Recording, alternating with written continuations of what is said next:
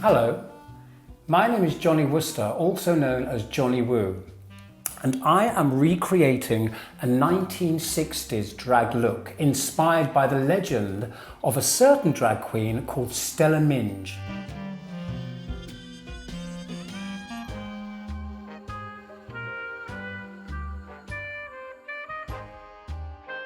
Stella had a house in Silvertown, which, as legend has it, was the place where she would throw notorious parties that went from Friday all the way through till Monday morning.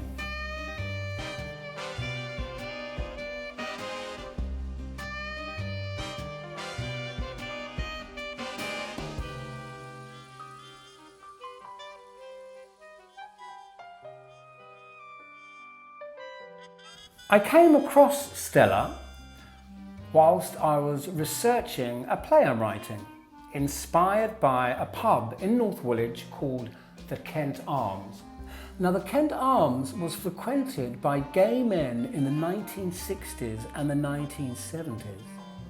Just how gay the Kent Arms was, though, varies according to people I interviewed as part of my research for the play.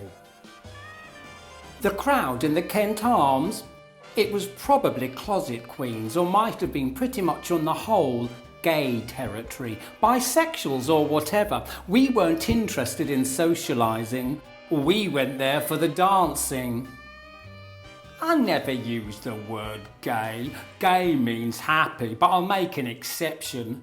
There were quite a lot in there, but also locals and seamen and sightseers from West London come to gawp at the queers.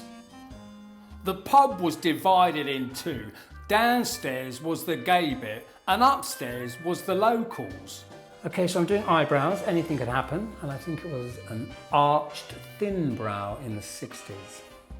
So, the pub, the Kent Arms, by all accounts, had a very particular atmosphere, which was loved by its regulars and was maybe a bit of a shock to some unsuspecting visitors. Inside was like a mad ass.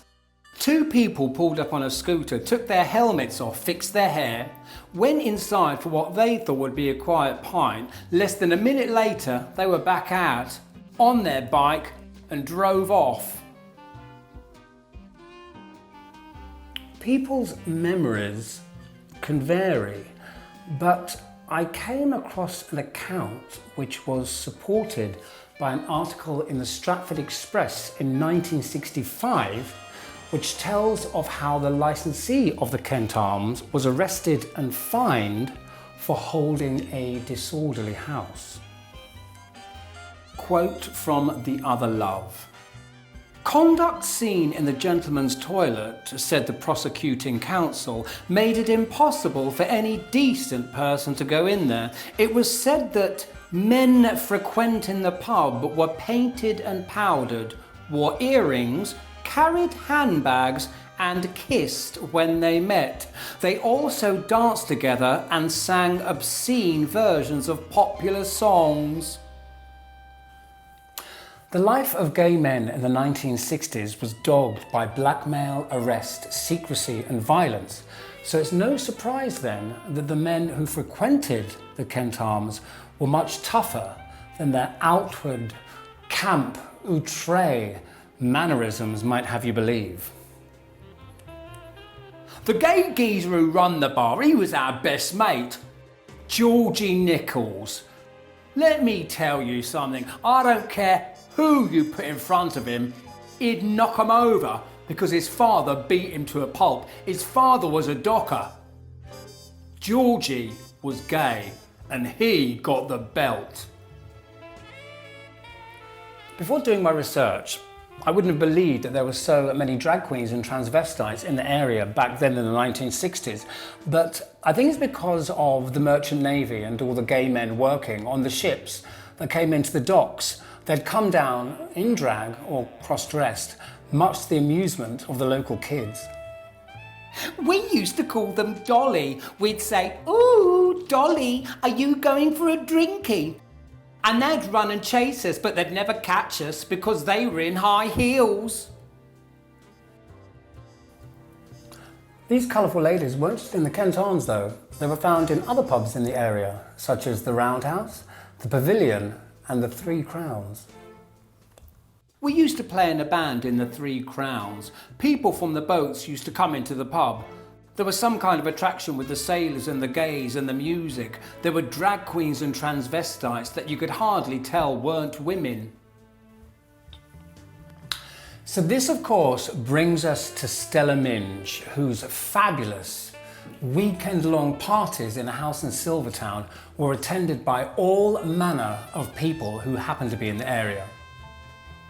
A weekend at Stella's? We'd be on the door and all the seamen would come round with cases of beer for a party, and if they was too drunk it was like, bugger off, you ain't coming in. Many times police officers stopped by because of a noise complaint, but then later they would come back when off duty to join the fun. Some stayed the night, crashing out on the floor somewhere. Stella's house was cited as being the last of London's molly houses. Molly houses were safe spaces, houses, taverns where gay men could get together, dress up, meet sexual partners when it was all very, very dangerous and illegal to do so. Stella seemed to have escaped being raided by the police. Maybe it was because of a certain relationship that she seemed to have with them. Stella went down to the police station one day and said, "I'm going away on a trip. Can you keep an eye on the ass?" And they said, "We'll give you a little bit of advice. We've always got an eye on your house." I'm not quite sure what Stella looked like, but I have this one quote to go on. Stella would come out, emerald green sequin covered dress with a stack of hairdo, eyelashes out here. A good looking man he was. This one's for you, Stella.